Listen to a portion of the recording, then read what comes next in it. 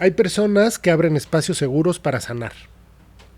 Pamela Kles es una de ellas, psicóloga clínica con una profunda sensibilidad hacia el sufrimiento humano. Pamela es fundadora y directora de la clínica UTOC, un espacio especializado en el tratamiento del trastorno obsesivo-compulsivo, mejor conocido como TOC, y trastornos relacionados. Su experiencia va mucho más allá del consultorio, es además docente e investigadora. Su mirada está informada por la ciencia, pero conectada con la experiencia humana. Pamela ha hecho del TOC no solo su especialidad, sino también su vocación. Cuenta con una especialidad en trastornos de la personalidad y un doctorado con acentuación en pareja y familia. Tiene un don para traducir la complejidad clínica en herramientas accesibles y una enorme claridad para hablar de estos temas que muchas veces se viven en silencio. Es una mujer rigurosa, compasiva, brillante y profundamente comprometida con la salud mental. Pamela, bienvenida a Bendita Terapia. Es un honor tenerte aquí hoy. Muchas gracias, es un gusto estar aquí con ustedes para hablar de un tema tan importante como este. Y sí. Y sí. Y sí, está fuerte. A ver, vamos a empezar desde cero. Queremos desmenuzar. O sea, este episodio vamos a hablar del TOC hasta el cansancio. ¿Okay? ¿Qué es el trastorno obsesivo compulsivo? Porque contrario a lo que creemos, no es lo que creemos. No es limpiar mucho nada más, no es estar súper limpio, no es ser tan perfeccionista. ¿Qué hay detrás? Bueno, ¿qué es? A ver, primero creo que le das en el clavo. Hay mucho desconocimiento del tema. Tristemente, no solo en las personas, sino también en los mismos especialistas de salud, que a ella, y de salud mental, ¿no? Que ahí esto nos representa un gran problema. El trastorno obsesivo compulsivo, se sabe poco de él y lo que se sabe solamente es una pequeñísima parte que aparte no a todos les pasa. El tema de, ahorita vamos a ir entrando, pero el tema de contaminación, de limpieza es solo un subtipo, ¿no? Hay otros muchísimos que vamos a ir platicando, ¿no? Pero bueno, para ir entrando en tema, el trastorno obsesivo compulsivo es un trastorno neuropsiquiátrico. ¿Qué quiere decir? Que esto no solo tiene que ver con la crianza, con si te pasó un trauma en la vida, con si tus papás eran de cierta manera, sino que realmente tiene bases biológicas importantes, inclusive genéticas. Entonces, el TOC es un trastorno neuropsiquiátrico que tiene una parte biológica y otra del contexto y del aprendizaje, ¿no? Sí. En la parte biológica tenemos desde la predisposición genética, que hay alta heredabilidad. Eso no quiere decir que si tus papás o alguien de tu familia tiene TOC, ya estás determinado a tenerlo, ¿no? Simplemente es una predisposición. La parte de cuestiones estructurales o funcionales, más bien funcionales en las estructuras cerebrales, que después si quieren hablamos un poquito de ellas. También la parte de la disponibilidad que existe a nivel neuroquímico con ciertos neurotransmisores dentro del cerebro, y esa es la parte biológica, ¿no? Y otra es cómo en el contexto nos han enseñado, por ejemplo, habilidades de afrontamiento ante ciertas emociones, cómo es el manejo de nuestra familia, cómo aprendimos también a enfrentar la ansiedad y el malestar, cómo también nos modelaron ciertas conductas, y todo eso yo digo que se tiene que ir haciendo como un caldo de cultivo, que se necesitan de todas esas variables para que el trastorno aparezca. No es una ni otra, tiene que estar todos en conjunto para que entonces yo les digo, pues te sacaste la lotería del TOC, ¿no? Así tal cual, ¿no? Entonces, un poquito el TOC, regresando a qué es un trastorno que se caracteriza por dos cuestiones principales. Una son las obsesiones, como bien lo dice el nombre, y otra las compulsiones. Eso. Las obsesiones son cualquier imagen, pensamiento, impulso, sensación, ¿no? Que llega de una manera intrusiva. O sea, que de repente yo puedo estar aquí hablando con ustedes y me llega el pensamiento que no tiene nada que ver, o la sensación, ¿no? Llega de manera intrusiva, repetitiva, y lo más importante, ocasiona un malestar significativo. Porque pensamientos nos llegan todo el día, pero que nos ocasiona un malestar significativo, que ahorita voy a hablar más de eso, pues ahí ya empieza a entrar el TOC, ¿no? Antes se creía que el TOC solo generaba ansiedad o angustia. En realidad puede generar ansiedad, angustia, miedo, asco, vergüenza, culpa, tristeza, toda esa gama de emociones, ¿no? Ahí está el malestar. Sí.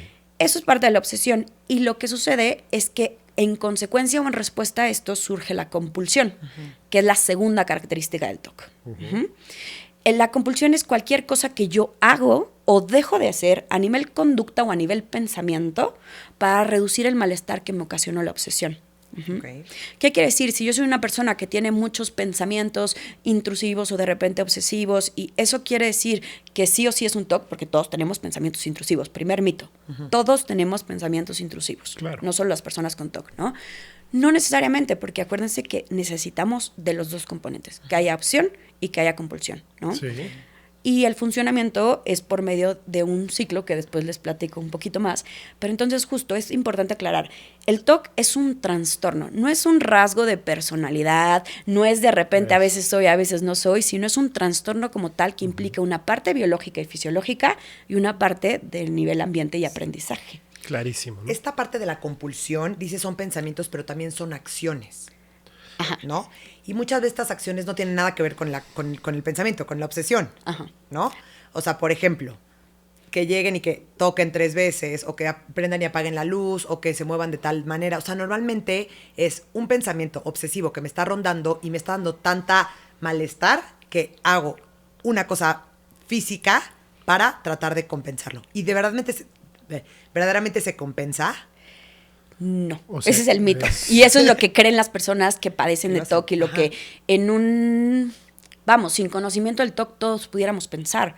La cosa es, si realmente se compensara, pues nadie estaría en terapia. Claro, sí, porque sería solito la se solución. curaría, ¿no? Claro. O solucionaría o saldrían adelante. La realidad es que no. Es todo lo contrario. Ahorita entro en ese tema, ¿no? Tú tenías esta duda del pensamiento. A ver, acordémonos que la obsesión no solo es a nivel de pensamiento. Puede ser un pensamiento, una sensación, ¿no? Como por ejemplo, de repente siento el estómago que se me hace así. O de repente en la parte genital siento ciertas sensaciones que no necesariamente están vinculadas a un pensamiento. Okay. Ajá. O impulsos, ¿no? Estoy al lado de la ventana y siento el impulso de aventarme, ¿no? Eso no quiere decir que en realidad lo quiera hacer, ¿no? De hecho, me da mucho miedo, pero siento el impulso, ¿no? Porque muchas veces se cree que solo son pensamientos, entonces podemos clasificarlo en eso. Y ahora, en la parte de compulsiones, ahorita bien decías que son cosas físicas que hacemos o dejamos de hacer, pero como yo mencioné en un inicio, también a veces son pensamientos. ¿Qué quiere decir, no? Si yo estoy pensando, estoy al lado de la ventana y me surge la sensación o el impulso de quererme aventar y entonces yo empiezo, yo nunca quisiera aventarme porque yo sé que soy una persona feliz y amo la vida, yo nunca quisiera aventarme porque soy... Ahí también estoy repitiendo algo a nivel pensamiento que ni siquiera a lo mejor estoy diciendo en voz alta, pero que está funcionando como compulsión para intentar reducir el malestar. Ahora, no se neutraliza como tal, ese es el gran engaño del TOC y el gran engaño que todos han llegado a creer en algún punto. ¿Por qué digo el gran engaño? Porque las compulsiones, que más adelante quizá abordemos más eso, las compulsiones funcionan como gasolina de las obsesiones. O sea, en vez de neutralizarlas, se alimentan la una de la otra, ¿no? Tal cual. Entre más yo compulsione, mi obsesión se va a hacer más fuerte, más constante y las consecuencias de malestar que me va a traer van a ser más profundas. Porque lo que está visto en las investigaciones, en todo lo que se ha estudiado, es que las compulsiones refuerzan a nivel aprendizaje, lo que al cerebro le indica que algo es amenazante y peligroso. Entonces, si yo constantemente yo les pongo el ejemplo, es como si tú sacas a un niño chiquito y de repente hay un perro en la esquina. Y cada vez que pasas por ahí, literal, agarras al niño y le dices como de, no, cuidado, no, cuidado, y lo jalas, ¿no? Todos los días. Y después hay un cachorrito y literal es de, no, cuidado, ¿no? ¿Qué va a pasar cuando el niño vea un perro? Aunque el perro sea lo más amigable o hasta de peluche, lo probable, sí, claro, por condicionamiento, es que le genere miedo. Algo así nosotros empezamos a hacer con nuestro cerebro cuando compulsionamos. Empezamos a decirle, cuidado, eso es peligroso, cuidado, eso no lo pienses, cuidado, eso puede suceder. Y empezamos justo entonces a alimentar y a poner gasolina en lo que es el ciclo del TOC. ¿Qué tan ilógicas son las compulsiones sobre la obsesión? O sea, por ejemplo, porque si me estoy teniendo el impulso de tirarme por la ventana y empiezo, no me quiero tirar, sí suena a que es un poco más lógico y ligado a. ¿Qué de repente es tan así lógico y ligado o qué de repente no tiene nada que ver uno con el otro? ¿O depende? Depende. Okay. Hay ocasiones donde, sí está vinculado y ligado, ¿no? Entonces son cosas como de, tengo miedo de irme al infierno, ¿no? Pero es un miedo ya desproporcionado, ¿no? Y entonces rezo 3 Aves Marías, o rezo, bueno, ahí podemos ver cierto vínculo, pero hay veces que ni siquiera está relacionado, porque el TOC se agarra de lo que sea, o sea, el TOC al final del día lo que nos hace es como, los pensamientos son irracionales, y con eso no digo que haya ocasiones donde exista la posibilidad, por ejemplo, el miedo de que me asalten, pues eso va a existir, ¿no? El miedo de que le pase algo a mi familia, esa probabilidad existe, ¿no? Pero la tomamos desde una magnitud distinta y como una ley, ¿no? Entonces, sí hay una parte en donde esto es súper importante. Quien tiene TOC logra identificar fuera de la crisis que sus pensamientos son irracionales o desproporcionados. Ajá, o su respuesta ante ellos, ¿no? Pero a ver, entonces en la parte de compulsión, ¿qué es lo que pasa? Hay veces que se liga y hay veces que no. Yo les digo, es como por asociación. Aquí sí voy a hablar de más cognitivo-conductual, ¿no? Si yo voy en la calle y, por ejemplo, yo soy religiosa, ¿no? Y entonces hay un punto de la calle donde me da miedo ir caminando y entonces yo me persino. Y en ese momento, por el simple hecho de persinarme, yo siento como un alivio porque entonces ya siento que Dios me está cuidando o lo que sea. La siguiente vez que yo sienta algo similar, me voy a persinar. Y la siguiente vez que sea de noche y estoy en otro lugar, me voy a persinar probablemente. Y la siguiente vez que ni siquiera sea por caminar en la calle, pero yo siento esa misma sensación, lo probable es que me persine. ¿Por qué? Porque anteriormente es algo que sentí que me había funcionado. Okay, sí. Pero igual y chance te funcionó la primera vez y te deja de funcionar después. O necesito más, porque ya no solo me persino, sino también rezo el Padre Nuestro. Y no solo eso, sino traigo la medallita, ¿no? Como una parte ritual, ¿no? Parecen como pequeños rituales. Hay compulsiones, ¿no? Y que son como más, no aisladas, pero vamos, como más sencillas, y hay partes ya de rituales. ¿Cuál es la diferencia entre una y otra? La compulsión es a lo mejor toco 3 veces. El ritual es toco 3 veces del lado izquierdo, pero después el codo, pero después, y siempre tengo que hacerlo de la misma manera y del mismo orden. Sí, eso es muy interesante y desde afuera muy impresionante, ¿no? Sí. Una vez yo conviví con una persona mayor que tenía TOC, y tenía toda una forma de lavarse las manos. Quirúrgicamente. Y era muy impresionante, ¿no? Porque sí era como una onda muy ritual, y cómo se secaba las manos y cómo abría las puertas ella entonces con los codos. Y no es que fuera médico ni cirujano, ni mucho menos. Y sí, todo siempre era igual, muy repetitivo, y parecía que eso sí lo aliviaba. En un primer momento. Pero claro. ¿Qué pasaba cuando en lugar del codo rozaba con el dedo chiquito de la mano? Todo otra vez. Desde el principio. ¿Y qué pasaba si en el momento en que se estaba lavando tenían que ser, voy a inventar, 5 veces y claro. Entonces se distraía con algo, yo no sabía si era la cuarta o la quinta? Desde el principio. Tenemos que volver a empezar. Claro. ¿no? Y el tema justo es, a ver, si te tomara todos los días 5 minutos para hacer ese ritual y saliera y la vida no siguiera funcionando, pues bueno, ¿no? Podría ser algo tolerable y no tan disfuncional. El tema del TOC es que llega un punto en que empieza a afectar todas las áreas de la vida. Y entonces llego tarde al trabajo porque me tuve que volver a lavar.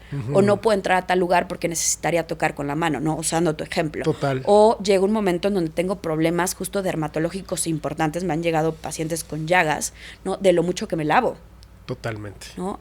O no puede nadie de mi familia entrar al cuarto porque entonces va a contaminar o darme la mano. Entonces empieza como a hacerse más grande el TOC, ¿no? Sí. Y afectar cada vez más, digo, como una piedra que avientas en el río, ¿no? Que se va haciendo olas, hasta que llega un momento en donde de plano es una disfuncionalidad y un malestar y un sufrimiento muy, muy fuerte, que esa es la parte que a veces la gente no entiende, que no conoce de TOC, ¿no? El TOC es una de los 10 primeras, incapacidades que marca la OMS. Sí. Así a ese nivel. O sea, es incapacitante. Incapacitante. Y sí. Puede ser, he tenido pacientes, que termines en tu cuarto encerrado por 8 años sin salir de ahí y sin hacer nada. Claro. Nada más que los rituales que te pide el TOC, ¿no? Sí. Dime algo, Pamela, ¿hay niveles de TOC? Sí, por supuesto. ¿Cómo es esta gradación o en base a qué se toma? Depende del instrumento que uses. Uno de los instrumentos que más se usan para el TOC es el iVox, que es la escala Gale-Brown, para determinar la severidad del TOC, ¿no? En ese tenemos niveles que van desde subclínico, que es que los síntomas no son suficientemente incapacitantes, disfuncionales o que generan tanto malestar como para... ¿Nos podrías dar un ejemplo de este? Porque, por ejemplo, o déjame entrarle ahí tantito y hacer un paréntesis. Hay mucha gente, me incluyo, que en algún momento de mi vida pisar rayita en la banqueta era imposible, ¿no? Entonces vas buscando. O, por ejemplo, tener un cuadro que no está alineado me causa una incomodidad. ¿Eso habla de TOC o no? Porque entre la sociedad, en la gente se dice, no es mi TOC. Cuéntanos. No. Eso, bien. El TOC y te está analizando. Sí, no. Bien, exacto. Ay, sí, no es cierto. A ver, hay rasgos. Claro que hay rasgos. Si hay personas que tenemos más rasgos, no sé, más obsesivones o más de limpieza, ¿no? Ahora, aquí también entra un componente importante, que es el TOC-P. que es la parte justo de personalidad obsesiva. Claro. ¿No? Que no tiene que necesariamente ser un trastorno obsesivo-compulsivo, ¿no? Sí, eres Entonces, yo puedo perfeccionista. tener rasgos obsesivos. Puedo ser perfeccionista y eso no implica Que a tenga un veces trastorno. sí, pero que tenga TOC, ¿no? Por Y está el supuesto. TOC, ¿no? Entonces, a ver, en este tipo de ejemplos que me pones, ¿no? Yo en algunas conferencias pongo el ejemplo de la señora que tiene los toppers por colores o por tamaño, ¿no? Esa señora existe, es amiga de mi mamá. Yo siento que soy esa señora en otras áreas de mi casa y de mi vida, o sea que... ¿No? Pero eso no, y es brutal, porque ahora es la alacena. alacena de esta persona y es impactante, o sea, Sí. por favor ve a mi casa y haz lo mismo, ¿no? Exacto. Y justo, no puede estar nada fuera de su lugar y todo, y no tiene trastorno obsesivo compulsivo, es más una cuestión de personalidad. Entonces ahí tenemos que empezar a definir y a diferenciar qué es cada cosa, ¿no? Eso. Hay ocasiones... Hay que levante la mano como de escuela. Exacto. Perdón, entonces la personalidad va como un nivel abajo del subclínico, del TOC subclínico. O sea, Ajá, porque por no así lo es ponemos así tanto... como medio que en Una, clasificación. no llega a ser tan disfuncional. Ok. ¿No? Sí. Más que abajo diría distinto, ¿no? Como de otro costal, ¿no? Sí, ya no estamos hablando de un trastorno. Ajá, ¿No? pero sí de una parte de rigidez importante. Total. Que también hay veces que se tiene que tratar cuando llega a ser pues algo que también me está limitando, ¿no? Sí. Pero lo incapacitante del trastorno no llega tanto ahí. Punto número 2. Hay una parte de disfrute. O sea, la señora que le gusta ordenar sus toppers cuando lo está haciendo, sí, Claro. se puede estresar porque quiere por el tiempo, pero disfruta ver sus toppers así, disfruta, ¿no? Los ve y entra a su alacena y dice como de, ¿no? Sí. La persona con TOC cuando está haciendo una compulsión, un ritual, no disfruta nada. Lo está sufriendo. Eso es una diferencia primordial. Por supuesto. ¿No? Entonces es como, me encanta poner en mi closet los pantalones por colores y... no, entonces es mi TOC. No necesariamente, porque si lo estás disfrutando y si te causa como placer verlo así, no quiere decir que no haya cierta inflexibilidad, no, sí puede haberla, ¿no? Pero no es parte del TOC porque alguien que está haciendo eso mismo, pero de modo compulsivo, entra en un malestar, en una ansiedad, en una angustia, en una incomodidad que no pertenece a este disfrute. Claro, Entonces, ese es un excelente. parámetro muy bueno para ver, ¿no? O sea, el Eso. subclínico, ¿qué tiene que ver? Hay bastantes rasgos en donde yo ya podría decir, híjole, se está acercando al TOC, pero todavía no es lo suficientemente discapacitante o incapacitante para poder empezar a considerarlo como ya un trastorno como tal. Pero desde ahí se puede empezar a hacer terapia para que no evolucione, ¿no? Por supuesto. Para ir flexibilizando, ¿no? La relación que tiene con estas emociones, cómo enfrenta con su entorno, ¿no? O sea, hay muchas cosas que se pueden hacer desde ahí. Después viene el leve, ¿no? Que ahí ya estamos hablando de un trastorno obsesivo compulsivo, pero que sus implicaciones con el exterior o con la misma persona en las rutinas, afortunadamente todavía son bastante llevaderas, ¿no? ¿Nos regalarías un ejemplo, por ejemplo, de eso? ¿De alguien con un TOC leve? No sé, a ver, les voy a poner algo como muy básico, ¿no? Sí. No tan elaborado, pero alguien que justo tiene TOC de limpieza y entonces justo todo el tiempo tiene que traer las manos limpias, entonces la persona que trae su gelecito, aparte más desde la pandemia, ¿no? Su gelecito en la bolsa y entonces cada vez que toca algo se pone gel y lo que sea, pero puede estar platicando, entonces sí te puedo saludar, pero después me pongo gel, pero empiezo a cuidar todo eso, pero realmente no interfiere de manera significativa Buenísimo. con mi día a O día. sea, puedo Pero seguir sí ya- conviviendo, pero ahí lo traigo por cualquier cosa. y traigo en la Exacto. cabeza todo el tiempo que tienen que estar limpias y en la sensación de incomodidad, pero puedo estar en la vida. Eso, pero aquí hay dos puntos fundamentales. Uno, sí lo traigo en la cabeza y sí después de una actividad me pongo mi gelecito. No es nada más que me siento tranquilo de que si lo necesito está en mi bolsa. Exacto. No, No, sí lo voy sí a lo usar. pongo. Sí lo voy a usar. Y a lo mejor distinguiendo un poco de un TOC más fuerte, nivel de severidad, a lo mejor si un día en una de esas estoy, por ejemplo, aquí, no puedo sacar enfrente de la cámara el gelecito, pues me puedo aguantar un poco, Claro. ¿no? Y eso también me va hablando de esta capacidad que tiene de retrasar el ritual, entonces, ¿no? Totalmente. Después viene, bueno, el subclínico, leve, moderado, severo y extremo. Ujú. Y ¿de qué hablamos? Un extremo, un toque en donde realmente ya ha ocupado la mayor parte de las áreas, esferas y afectado de la vida de la persona, ¿no? Estos casos que les digo de personas que de repente, ¿no? Me han llegado que llevan 5 o 6 años literal viviendo en su cuarto porque no pueden salir por lo que el TOC ya sí, ha afectado tal cual, ¿no? Sí, súper limitado. O personas con ya las manos destrozadas por lo que está pasando, ¿no? Qué fuerte. O personas que no pueden conservar un trabajo por la cantidad de rituales que tienen que hacer, ¿no? O que justo tristemente han afectado sus relaciones incluso de pareja o familiares por la rigidez que tienen en ciertas cuestiones, ¿no? Entonces, a ver, el espectro del TOC, porque al final del día es eso, lo que nos va diciendo es que entre más fuerte sea la severidad, mayor afectaciones en las áreas del individuo y mayor malestar. Claro. Básicamente. Oye, y cuando ya llegan contigo a la clínica, contigo a terapia, ¿tienden a llegar porque ya es insoportable para ellos? ¿Alguien se los recomienda? O sea, ¿cómo es? ¿Pueden reconocer esto? Sí, pero fíjate, aquí entra toda la parte del desconocimiento. Las estadísticas nos dicen, estudios, no Pamela aquí diciendo más o menos, ¿no? Que los pacientes con TOC se tardan entre 7 y 14 años, fíjense la barbaridad, en llegar a un terapeuta especializado en TOC.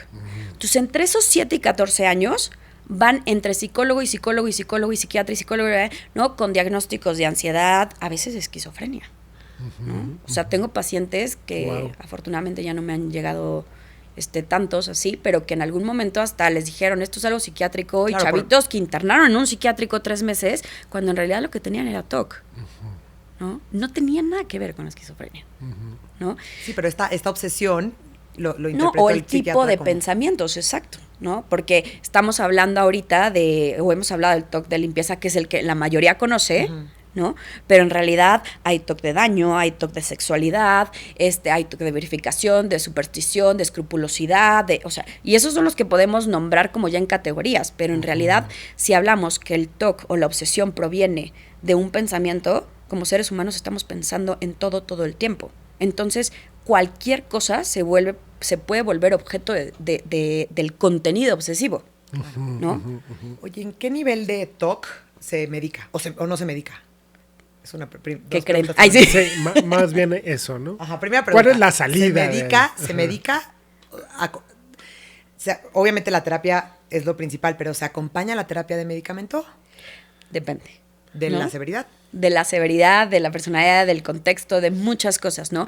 Aquí algo sumamente importante es recordar que las terapias no son recetas de cocina, ¿no? Muchas veces se cree que como hay un protocolo, y más en este tipo de terapias, como hay un protocolo o una metodología establecida, cualquier paciente que llegue, yo sigo el paso 1, 2, 3, 4. Claro. No necesariamente, sí. Porque depende de muchas cosas, ¿no? Y de muchas variables. Entonces, cada paciente, que llega, yo voy a empezar a evaluar si creo que es candidato para medicamento o no. Y candidato en el sentido, todos pueden el medicamento, pero de si a lo mejor con terapia podemos ¿no? ir avanzando, o si hay una parte biológica muy fuerte y genética, ¿no? Que también necesitamos hacer uso de la medicación, o si de plano la ansiedad y el malestar es tan fuerte y está disfuncionando tanto que ni siquiera en terapia va a poder hacer uso de las herramientas que se den por el nivel de ansiedad. Entonces ahí sí o sí también primero tengo que estabilizar, ¿no?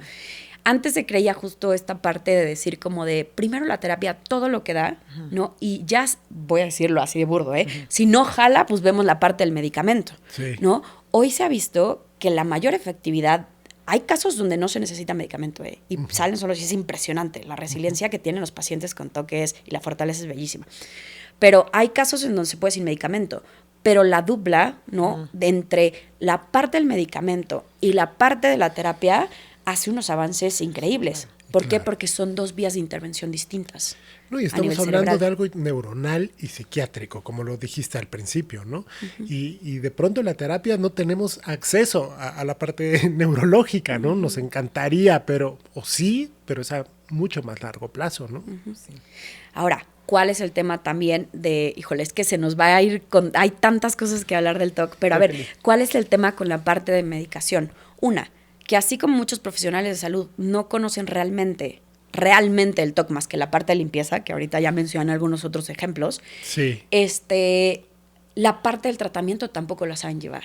Entonces, algo muy importante en la parte psiquiátrica, las dosis para TOC, que generalmente se usan de inhibidores selectivos de recaptura de serotonina, son dosis máximas. Wow. Si tú le das a un paciente con TOC las dosis que se usan para depresión, que es una pastilla o la dosis mínima, es que yo les digo, es como darle un mejoralito infantil a alguien con migraña. Claro. O sea, no va a ser prácticamente Ni nada. cosquillas. Y estás gastando tiempo, esfuerzo, dinero y frustrándote creyendo que el medicamento no sirve, cuando en realidad es más bien que no te están medicando bien. Claro. Entonces sí es importantísimo que cuando alguien presenta o conoce a alguien con TOC familiar, ¿no? Y va a llevarlo tanto a terapia como a un psiquiatra, que vaya con alguien que conozca y que sepa llevar casos de TOC. Porque si no, entonces la van a pasar años en el psiquiatra con unas dosis mínimas que no sirven realmente para atacar el TOC a nivel neuroquímico y entonces no va a avanzar, ¿no? Y más si no tiene terapia especializada en TOC, porque esa es otra, ¿no? Entonces, estas son las cositas que van haciendo que pasen entre 7 y 14 años, que era lo que hace rato estábamos diciendo, para que una persona realmente pueda ser bien tratada en TOC, ¿no? Ahora, esos son las personas que llegan a tratamiento. Pero si estamos hablando de que existe mucho desconocimiento en el tema, hay muchas personas que ni siquiera han sido diagnosticadas. Totalmente. ¿No? Sí. ¿En qué nos tenemos que fijar? Ahorita a mí me gustaría, en la medida de lo posible, que nos platicaras un poquito más de estos otros tipos de TOC que mencionaste. Simplemente cómo se ven, cómo se notan. ¿Qué se piensa? Exacto, ¿O cuáles son los pensamientos, las sensaciones? ¿Cómo yo puedo reconocer que quizá esta parte de mi obsesión o de mi compulsión sí tiene que ver, no con mi personalidad, sino ya con un trastorno? Ok. A ver, como decía, es importante aclarar que las obsesiones pueden tener cualquier contenido. Eso. Pero como especialistas hemos categorizado, los que van anterior a mí, Claro. ¿no? Categorizado ciertas temáticas o categorías, valga la redundancia, con respecto a lo que la mayoría le pasa. Pero eso no quiere decir que si tu pensamiento sea diferente o si estás como presentando los síntomas que ahorita vamos a hablar, no sea TOC, porque yo no lo mencioné ahorita en estas categorías, ¿no? Hay una parte que se llama miscelánea, que ahí entra todo, ¿no? Pero a ver, ¿cuáles son los que más se presentan? Uno es el TOC, por ejemplo, de contenido obsesivo de daño. ¿Ese qué quiere decir? Que van a venir pensamientos, impulsos, sensaciones o imágenes incluso, ¿no? Como película o como foto, de yo haciéndole daño a alguien más o haciéndome daño a mí mismo. Esas son como las principales como vertientes del TOC de daño, ¿no? Okay. Entonces, ¿cómo se puede ver eso? Como yo ir caminando, no sé, ahorita en un balcón con ustedes y de repente que se me venga la imagen de aventar en el balcón a Mitch. Entonces, pero realmente yo no lo quiero hacer. Claro, claro. No deseo hacerlo. Y entonces me empieza a venir una angustia tremenda. Entonces lo que empiezo a hacer es como abrazar a Mitch, ¿no? Para que entonces se venga para acá, o cambiarme el lugar, o voy al baño y me voy de la situación, ¿no? Como cuestiones así. Claro, ¿qué otra? ¿No? Pues agarrar ahorita el micrófono y aventártelo en la cara, ¿no? Se me viene ese impulso, pero no lo voy a hacer, ni lo quiero hacer. Muy divertido. Solo es esa sensación. Sí. ¿No? Pero el miedo que da es impresionante, ¿no? Eso con sartenes, con cuchillos, con lo que sea, ¿no? Culpa, supongo, ¿no? Como de, ¿por qué estoy pensando esto? Porque ahora, si esto viene con seres queridos, o sea, claro. O contigo mismo. De repente se me viene la imagen o el pensamiento de qué tal si, pero así vienen los pensamientos, ¿no? Si mato a mi hijo. Y no lo quiero. Claro, y de verdad me claro. angustia, ¿no? Y entonces ahí empiezan unas compulsiones brutales para abstenerte de hacerlo cuando en realidad ni siquiera va por ahí, ¿no? Qué importante. Eso es daño hacia los demás, que puede ser de muchas formas. Vamos. Sí. La otra, que es el daño hacia mí mismo, ¿no? Puede ser desde de repente yo tener imágenes de, no sé, ahorita ver este cable y entonces decir, ¿qué tal si me lo enredo y entonces me mato, ¿no? Sí, sí. O qué tal si yo me aviento por el balcón. O qué tal si yo voy a hacer tal cosa y me tomo cloro para, ¿no? Pero en realidad, esto es lo importante, en realidad no es lo que quiero.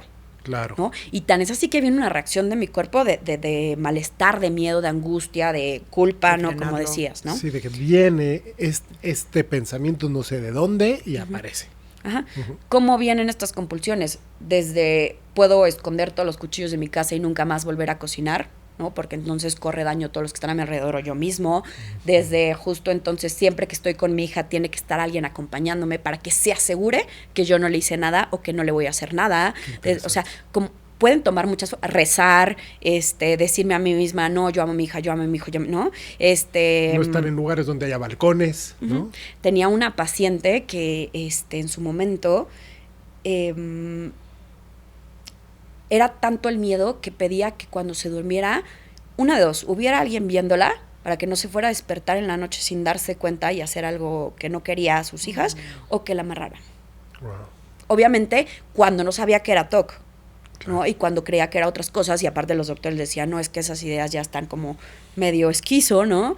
Y cuando llegó fue, no, a ver, es TOC y se funciona así, ¿no? Y cuando vas explicándole al paciente qué es lo que le está pasando, por qué le está pasando, pues claro que viene una tranquilidad bastante fuerte, ¿no? Sí. Es el TOC de daño. El TOC de sexualidad, hay muchos subtipos Digo, es importante decir que el TOC solo es uno, ¿no? Estos son como variables que van siendo, ¿no? Claro. TOC de sexualidad, hay una obsesión que le llamamos de orientación. ¿Qué quiere decir? Que si de repente yo siempre he sido heterosexual, nunca he tenido dudas, nunca me he cuestionado, estoy casada con mi esposo, ¿no? Y de repente se me viene el pensamiento de, ¿y si no? ¿Y si en realidad solo me casé con él porque era lo que la iglesia quería? Estoy inventando, ¿no? ¿Y si me gustan las mujeres? Y genuinamente yo en mí no encuentro absolutamente nada, ¿no? Que al ver a una mujer diga como... Que sustente ese pensamiento. Ajá, que sea solo una es como me atracción, entró ¿no? la duda y entonces esa duda me hizo dudar de mí misma y entonces, a ver, el TOC al final del día se le conoce como la enfermedad de la duda, pero la cuestión es la duda patológica, porque todos dudamos. Entonces, cuando yo empiezo a dudar patológicamente de si entonces sí me gustan los hombres o no, o puede pasar del otro lado, yo abiertamente soy homosexual, yo abiertamente tengo a mi pareja, y de repente veo a un hombre y es como de, ¿será?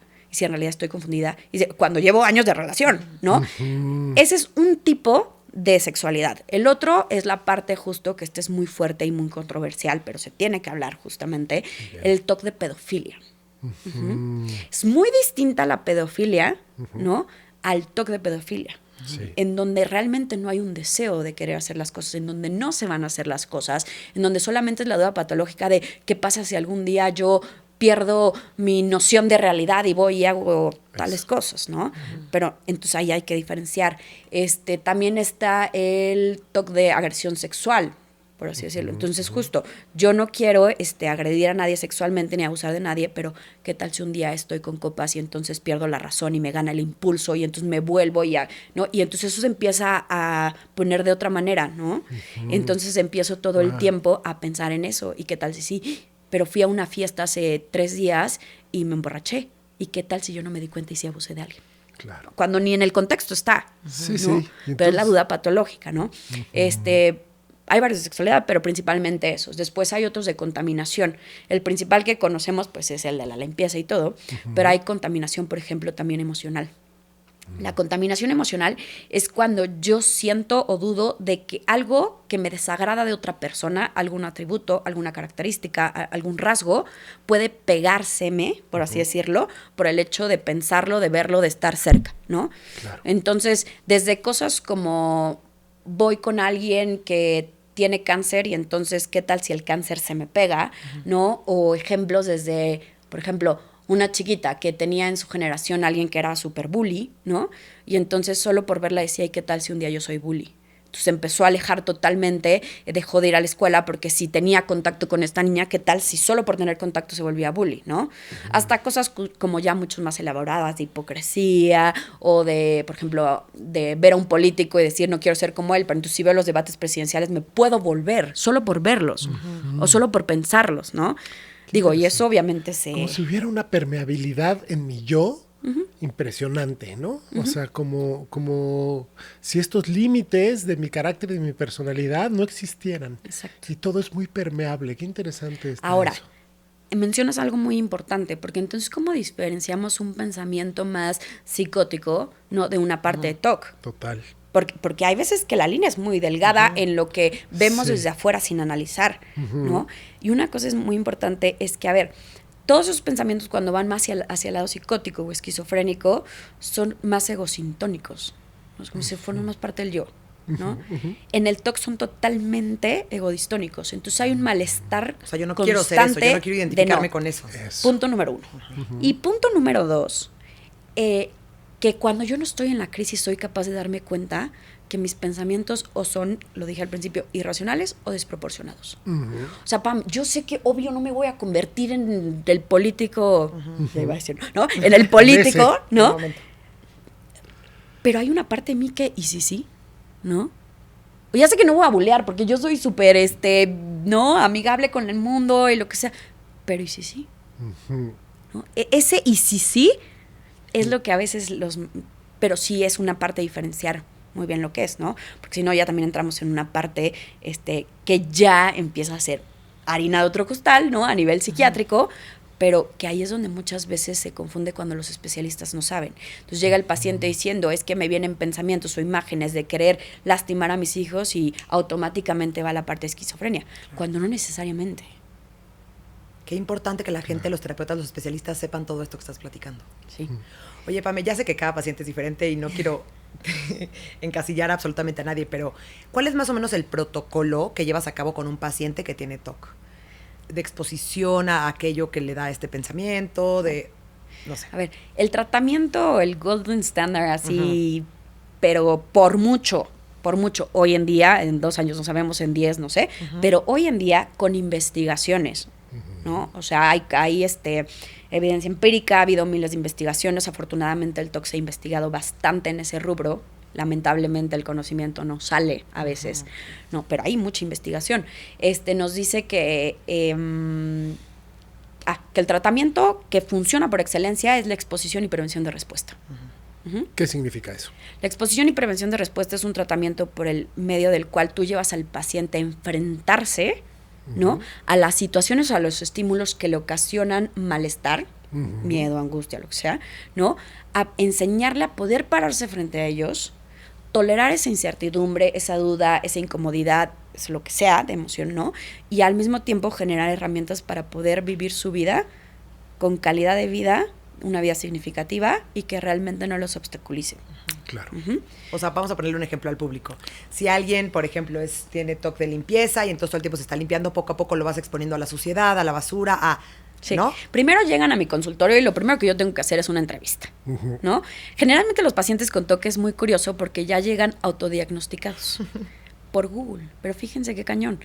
La mayoría de pacientes que llegan autodiagnosticados con TOC, esta estadística yo me la voy a inventar, el 97% sí lo tiene. Mira. Pero los diagnosticó Google porque han ido con miles de especialistas y no. Wow. ¿No? Entonces ya llegan diciendo, tengo TOC, ¿no? Y cuando haces la evaluación dices... Ajá, ¿no? Entonces, primero llegan a entrevista, conozco de ellos, hago las evaluaciones pertinentes, ¿no? Para poder confirmar o descartar si hay TOC, ¿no? Las evaluaciones sí son realmente como exámenes de... Mucho es la entrevista y okay. sí la parte de criterio clínico que vas formando a través de los años que te va dando.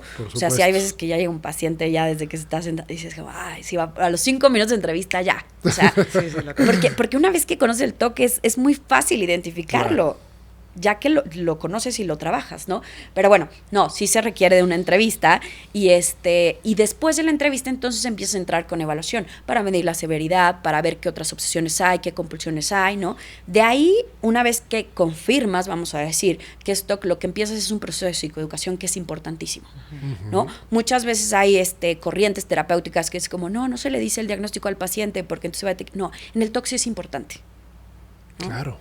Y en otros, pero en el TOC también es súper importante por la psicoeducación y porque parte del paciente muchas veces se llega a vivir como loco, o sea, él mismo a creer y a sentir como loco. Entonces, cuando tú puedes explicarle realmente qué es lo que está pasando, cómo está funcionando su cerebro, cuál va a ser el camino a seguir, entra un alivio bastante importante y es como decir, no me estaba volviendo loco, me está pasando esto. Delicia, les regresas el control de su vida, de su cerebro, de lo que está... Sí, la incertidumbre se termina, Entonces, ¿no? el proceso de psicoeducación es fundamental, ¿no? Antes de las exposiciones, antes de todo.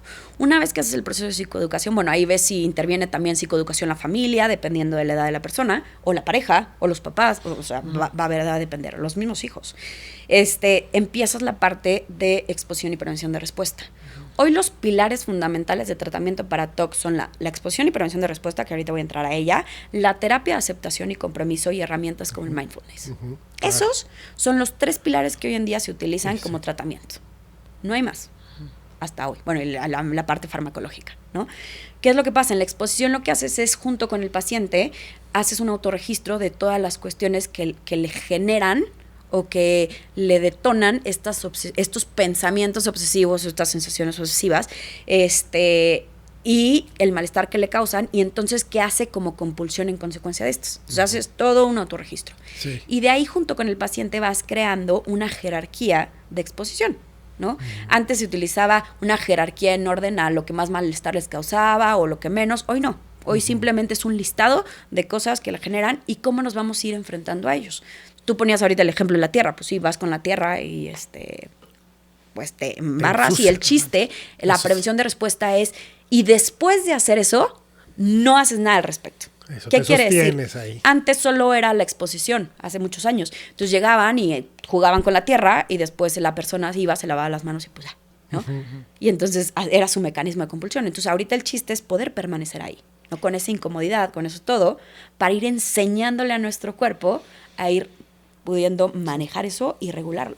Y es muy común en esta etapa cuando sueltan una compulsión, agarran otra. Sí, y a veces también con las obsesiones, ¿no? Sí, como que se está, ¿no? Lo estás dejando así y se está sosteniendo de lo que puede. Ajá. Y a veces tengo yo todo a un manojo de compulsiones, entonces pues bueno, apago esta, pero entonces me uso más de esta, ¿no? Y el chiste es poder considerar todo esto.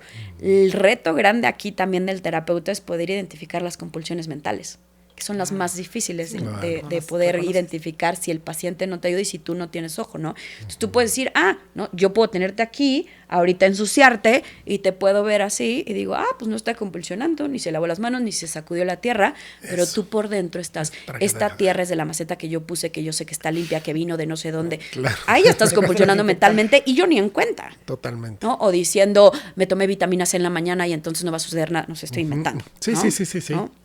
Entonces justo como que es la parte de exposición y prevención de respuesta. Otro ejemplo con las personas de daño, hay veces que literalmente es de vamos a picar fruta con un cuchillo, que hace mucho no uso un cuchillo, de los de plástico de fiestas infantiles, y con eso empezamos. Claro. Y después quizá justo con el normal que todos tenemos en la mesa que ni siquiera tiene filo, ¿no? Y después, a picar fruta, ¿no? Y entonces estoy exponiéndote a un estímulo que generalmente da miedo. O simplemente abre el cajón de los cuchillos y tenedores y quédatelo viendo, sin que nadie esté a tu lado. Tan sencillo como eso, ¿no? Entonces, dependiendo de cada caso y del tipo de obsesiones que está teniendo, vas personalizando un plan de tratamiento de exposición y prevención de respuesta, ¿no? Y agregándole la parte de aceptación y compromiso que tiene que ver mucho con los valores de la persona. Claro. Y valores no me refiero a honestidad, lealtad, no, sino lo que es importante para ellos, que es fundamental. Claro. Porque es como, si solo haces la exposición y prevención de respuesta por sí sola, pues es que parece terapia de masoquismo, ¿no? O sadismo, ya no sé cuál, ¿no? Justo. Sadista tú el terapeuta y masoquista el paciente. Pero si entendemos el por qué, ¿no? O sea, yo les digo, a ver, ¿por qué te pones a hacer ejercicio si sabes que al día siguiente vas a estar caminando como Bambi si hiciste sentadillas, ¿no? Te va a doler todo el cuerpo, vas a hacer, ¿no? ¿De verdad quieres eso? No, ese es vamos a decir, una cuestión que toleras por el bien que te da el ejercicio, ¿no? Aquí es un poco similar. No se trata de solo exponerte a la ansiedad y detonarte ansiedad para que sufras y aprendas a sufrir, ¿no? Sino es porque eso, de cierta manera, va a ser un caminito que nos va a ayudar a que tú recuperes tu vida o que te alineen las cosas que quieres a una vida significativa. Decir, para mí es importante pasar tiempo con mis hijos, ¿no? Pero el TOC me está limitando porque entonces no puedo estar solo porque no les voy a hacer algo. Entonces, por mis valores, yo voy a aprender a sostener esta incomodidad y este miedo, enfrentarme a la situación que es estar con mis hijos y buscar justo esa manera de poder tener momentos significativos con ellos. Claro, porque crezco, porque sí, o sea, sí hay un para qué. Exacto. Y eso, todos sabemos que hay un para qué, pero cuando no lo tiene claro el paciente o nosotros, entonces se vuelve muy difícil hacer cosas que te generan en un inicio malestar. Claro. Oye, ¿se cura, ¿no? ¿O solamente se controla? Y polemiquísimo ese tema y controversial. Venga. Habrá gente que te diga que no hay forma porque es algo crónico, ¿no? Habrá gente que te diga que sí. A ver, ¿qué partimos? ¿O cuál es mi posición? Esta es mi posición, ¿no? Sí. El trastorno obsesivo compulsivo, sí o sí, para que exista, necesita obsesiones y compulsiones.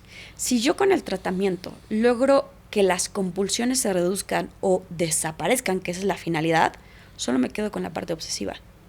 Y si aparte eso hace que el paciente logre manejar este malestar que le ocasiona, entonces realmente el malestar no se va a relacionar de la misma manera, entonces solo quedan los pensamientos. Pero, por ejemplo, en ese paciente, en alguna otra situación de vida, le pasa algo muy estresante, ¿puede ser que las compulsiones regresen? ¿Puede ser que el círculo se reafirme? Sí. O sea, algo muy importante, otro mito. Se cree que el estrés genera TOC o el trauma genera TOC. No, a ver. El TOC ya les expliqué cómo se genera y hay factores de estrés, que pueden agudizarlo o detonarlo. Total. Más no son el origen. Sí, ¿no? sí. Porque entonces si no todos los que tenemos estrés, que somos toda la población, ya tendríamos algo de TOC. Totalmente, sí. Y no es así, ¿no? Exacto, para que quede el saco tiene que haber percha, por decirlo de otra forma. Dime algo, ¿qué tan común es personas que tienen TOC que tengan otras cosas, por ejemplo, trastornos de la conducta alimentaria, ansiedad? Hay mucha comorbilidad, muchísima comorbilidad. Por ejemplo, datos curiosos, digo, sé que es mucha información y ahorita estoy como No, así, gracias. ¿no? Pero, por ejemplo, hay veces que hay cuestiones de trastornos de la conducta alimentaria que en realidad son trastorno obsesivo compulsivo. Hay gente que ayuna o deja de comer por compulsión, por una superstición o por una cuestión de escrupulosidad, ese no lo mencioné, de escrupulosidad religiosa, en donde justo yo tengo que ayunar para ser mejor cristiano. Entonces, la gente cree que está ayunando por anorexia, cuando en realidad viene de la parte del TOC, ¿no? O contar calorías. Hay veces que es por superstición de los números. Y entonces está contando calorías y comiendo distinto, o midiendo o pesando las cosas, pero por una parte, si no, le va a pasar algo malo a mi familia, no porque yo quiera bajar de peso. Claro. O porque mi imagen corporal esté distorsionada. Entonces, justo hay que ir hilando muy fino en todo este tipo de cosas. Ahora, ¿qué comorbilidades hay? Sí, hay comorbilidades a veces alimentarias, en ocasiones. Hay comorbilidades con el autismo. Muchas personas con autismo tienen patrones como muy claros en su forma de hacer las cosas o sea, como controlados para no salirse de ciertos lineamientos, ¿no? Eso es natural dentro del autismo, pero hay veces que sí se convierte en una parte de TOC. Entonces tenemos muchas veces pacientes con Asperger y TOC, ¿no? Claro. La parte de déficit de atención también es comórbida. La parte de déficit de atención, de trastorno límite, o sea, en realidad pueden coexistir con muchas cosas. Ahora, ¿qué es primero, el huevo o la gallina? Pues hay veces que no se sabe, pero hay cosas o momentos donde sí es claro que, por ejemplo, el TOC sí puede llegar a ocasionar depresión. Claro, porque te aísla, porque te incapacita, siente que ya no puedes, te baja la autoestima, ¿no? Hay veces que el TOC puede generar un trastorno de ansiedad. Ajá. Claro. Entonces hay cuestiones muy comórbidas, pero hay otras justo que también son secundarias a. Sí. Pame, ¿qué le dirías a alguien que nos esté escuchando que dice, esto me suena, yo creo que tengo TOC, o tengo a alguien cercano, un hijo, una pareja que tiene TOC? ¿Qué les recomiendas? Yo creo que investiguen del tema y sobre todo se acerquen a especialistas. Eso. No a cualquier terapeuta. No. No a Google. Y a ver, no porque las distintas corrientes, una sea mejor que la otra, ni mucho menos. Creo que sí, hay veces que para ciertas cosas hay un abordaje indicado, ¿no? Y que se tiene que hacer de cierta manera. Entonces, para realmente poder tener una buena recuperación del TOC, un buen abordaje, inclusive un buen diagnóstico, empecemos por ahí, sí tiene que ser alguien que conozca del tema. Por supuesto. Entonces, yo diría, un especialista puede confirmar o descartarte si va por TOC, si no es por TOC, y ahora sí que dirigirte a la ventanilla adecuada, ¿no? Algo que a mí me gusta mucho decirles siempre a los pacientes o posibles pacientes, sobre todo con TOC, pero esto va para todos, ¿no? Es investiguen con quién están yendo. O sea, algo súper importante es cuando tú llegas a una terapia que a veces se veía mal, que antes no se usaba, que lo que sea. Es importantísimo que sepas que estás yendo con alguien certificado y especialista. Sí.